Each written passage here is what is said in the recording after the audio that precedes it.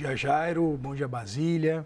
É exatamente isso, Jairo. Desde que o Lula enviou o seu ministro, então ministro das Comunicações, Paulo Pimenta, hoje ministro da Reconstrução, para o Rio Grande do Sul, Eduardo Leite ficou, como você disse, menos exposto.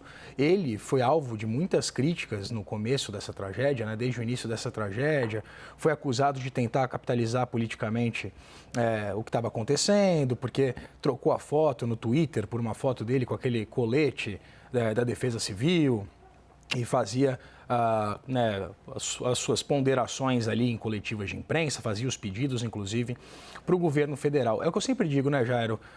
Quando acontece uma tragédia dessa magnitude, a gente viu isso durante a pandemia de Covid, as lideranças elas ficam expostas e a população tem uma interpretação, pode ser positiva ou negativa dessa gestão. Mas a presença dessas autoridades nas respostas à população, ela faz exatamente que essa exposição seja muito elevada. E isso aconteceu num primeiro momento com Eduardo Leite, desde que Lula envia Paulo Pimenta ao Rio Grande do Sul. Essa responsabilidade ela é dividida, mas Paulo Pimenta ganha, o governo federal como um todo, na imagem de Paulo Pimenta, ganha muito esses holofotes por parte da população.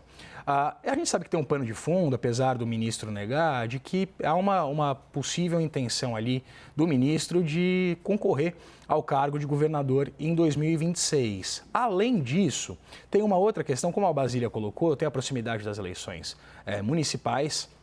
Claro que Lula e Eduardo Leite vão estar em campos diferentes nessa corrida. E o PSDB, inclusive, o partido de Eduardo Leite, tem desenhado uma estratégia de uma oposição mais firme, de reeditar uma oposição que virou uma oposição histórica entre PT e PSDB, mas de uma forma mais incisiva. Só que altos políticos ali, caciques do PSDB, classificam que Eduardo Leite, exatamente, apesar de ser um dos expoentes ali do partido, um rosto jovem, um político novo que tem bastante ainda a trilhar, ele, exatamente por causa da tragédia, não pode hoje assumir o papel de protagonista dessa oposição, mas sim, ele se sentiu já mais à vontade, a partir dessa exposição de Paulo Pimenta, a fazer cobranças públicas mais duras e mais incisivas em relação ao governo federal, Jairo.